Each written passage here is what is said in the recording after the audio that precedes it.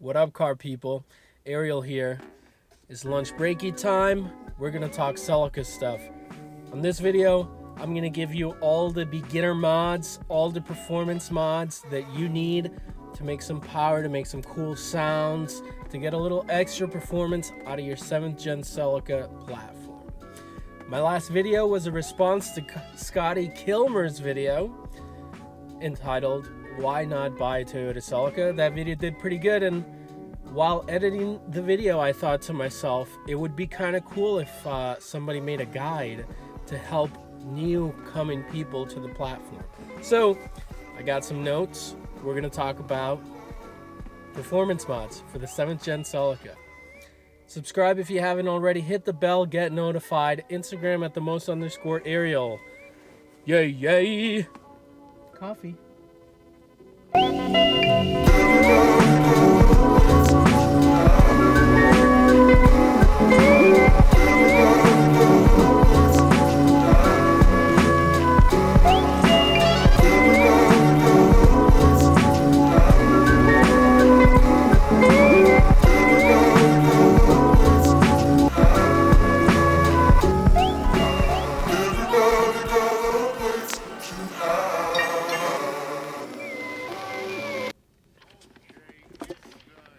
So, the 7th gen Celica isn't known for making crazy amounts of power. If I were to describe the 7th gen Celica, I would say it's a well-handling, good-performing vehicle. The GTS model has a very unique, high-revving engine. It sounds great. It makes good power for what it is. It's got an aluminum block and an aluminum head. It's intended to be light and nimble, and maybe not much else. Aftermarket isn't the strongest, but there are some parts out there, and compared to earlier models of the Celica like the 5th gen or the 6th gen, there's a lot more aftermarket support for the 7th gen. So let's start with the scenario of let's pick up a used Celica GTS. So I went around looking for a used Celica GTS to get an idea of maybe what the cheapest Celica is out there, kind of give you guys an idea of what's out there. I didn't find much, but I found this Celica right here, 2000 Celica GTS, 2,000 bucks. Let's just assume it's a good Celica, and let's get the ball rolling on mods. So assuming that this Celica is bone stock, my first mod is gonna be maintenance. Your first mod for any car, if it's used, should be maintenance. Pop the hood. If there's anything leaking, you're going to want to look into it. Replace gaskets as needed. Valve cover gasket is a common one. Spark plug tubes would be replaced at that same time if you haven't done that already. I would start with spark plugs, some Denso IK20s. I would clean the oil control valves. On the 1ZZ, there is one oil control valve, I believe, for the VVTi cam gear. Correct me if I'm wrong. On the 2ZZ, there are 2 oil control valves. Simply remove the valve from its housing, clean the filter, put it back in, good to go. Clean the mass airflow sensor with some CRC or similar, something that's designed for mass airflow sensors. And clean your mass airflow sensor, clean your throttle body, and clean your idle air control valve. Maintenance, first mod. If it's manual, do the transmission fluid. If it's automatic, check the transmission fluid condition and take it from there. You might not want to replace the fluid if it's too far gone, because that could cause trouble later on. But we're going to focus on the GTS manual. That's the best Celica you could get. That's kind of what we'll focus on. So first mod is maintenance. Transmission fluid. Very popular is the Redline MT90 mixed with Redline Shockproof 75W90. If you want some cool looks under the hood, if you want to add some color and add a little bit to the visual appeal, you can get a short ram intake or a cold air intake. You're not going to get a lot of power from these, but it'll change the sound of the car. and it'll look cool when you pop the hood. And sometimes this is more important than making all-out power. unless you're running around with a dyno sheet in your back pocket. But most people aren't doing that. So you have options. You have a short ram intake, cold air intake, K&N and AM, and InGen. A lot of the big brand names make good intakes for the Celica. I wouldn't cheap out on it since there aren't a lot of performance mods for the car. I would just get the best ones that I can get. As far as an exhaust, the intake and the exhaust combo don't give you much power. For the Celica, most exhausts are axle back. So you're not going to get a cat back system like most other exhausts that give you better power because they're replacing your full exhaust. On the Celica, it's from the rear axle back. It's a short run of exhaust, but it does replace the stock mufflers. On the Celica GTS, there's a resonator, the stock cat, followed by a muffler, and then a smaller resonator after the muffler, just before the exhaust tip. Most of the gains with an axle back are going to be sound and looks, so you can go a little cheaper route here, or you can get something fancier. I'm running an NVIDIA N1 exhaust, and I think it sounds beautiful. So as far as an exhaust would go, if you're not going to go custom, if you're not looking for all-out power, I would go with what sounds best, what looks the coolest. The Celica is not known for making crazy power with simple mods like other cars are. The car was designed very well. If you wanted to make all-out power, what I would recommend is a drop-in air filter to keep heat from getting into the engine. It's basically the stock air box you can't beat. It keeps heat out, it pulls cool air directly from the front of the car. If you wanted, you could remove one of the flapper valves on the intake box. That's good for a little more noise, a little bit of power. Not really a big deal. I wouldn't waste my time. I would put a K&N drop-in in there, and then I would look into a high quality exhaust system. I would get a PPE header. It's a tried and true header.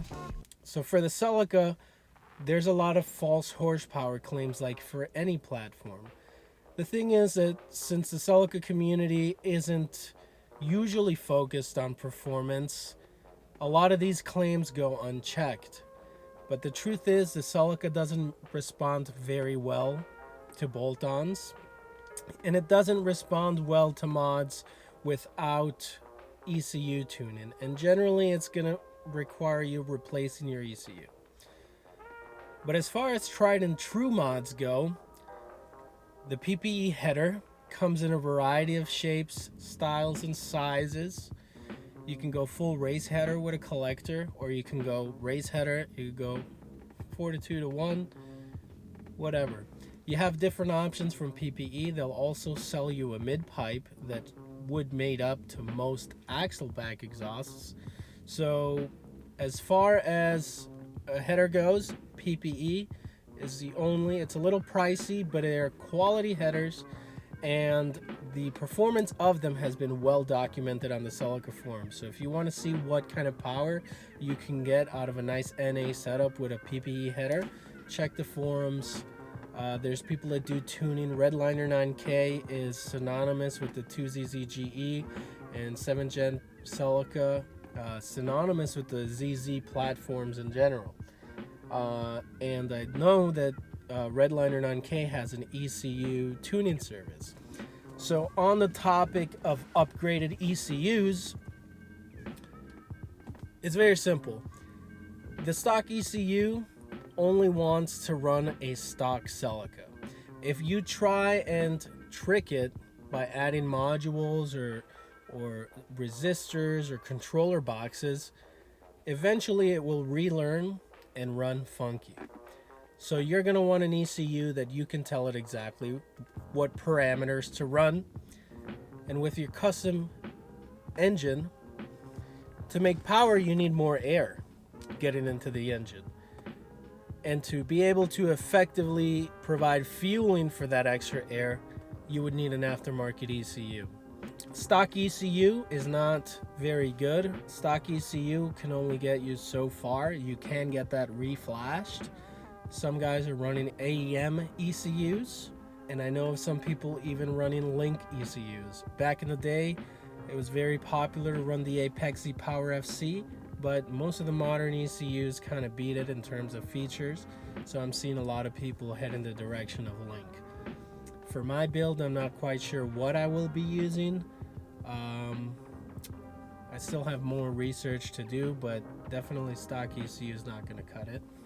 Still on the topic of performance mods, but not horsepower oriented, is coilovers or suspension mods.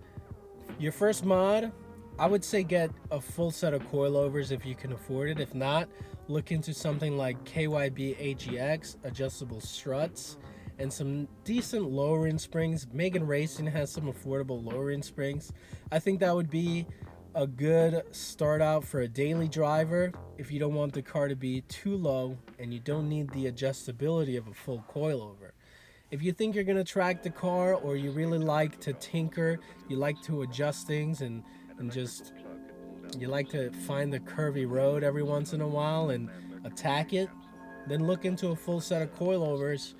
And as you progress as a driver and as you feel needed, you can add more performance mods such as bushings, sway bars. There's a really good selection of suspension mods for the Celica, and you don't really need much for the Celica to handle well.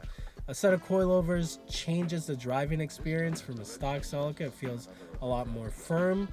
You'll feel an improvement in acceleration, more stability when driving at highway speeds, and just overall better handling. Lastly, for performance mods that don't give you horsepower, would be a short shifter.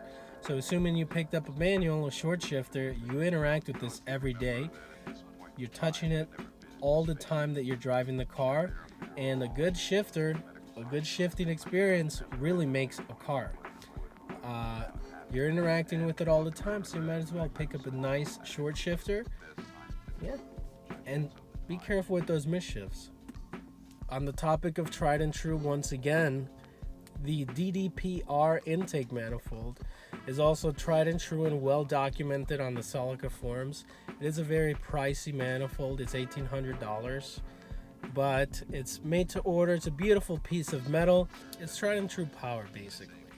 And the thought behind such an expensive piece is that you can make about 20 horsepower with this, 20 to 25 horsepower with proper tuning and supporting mods with this manifold without ever having to crack open your 2ZZGE. That's where the appeal of this mod comes. You don't have to do cams, you don't have to do high compression pistons or port the head. You simply bolt on this manifold and now you have more flow and you can make more power. Not a lot of people offer manifolds for the Celica, and a lot of companies that do offer some parts, they offer these parts without doing much research and development. They simply want to rush a part to the market and get your money for it. Unfortunately, some people buy into the hype and profess it as gospel, but you're not going to make much power with some of these no-name kind of nonsense made in China overseas parts. It's not the same thought process when a certain manufacturer, sometimes they just want to make something shiny and give you a bogus dynograph where the peak power, yeah, it is X amount, but you're never going to feel that daily driving. The purpose really of this video is to steer you in the right direction.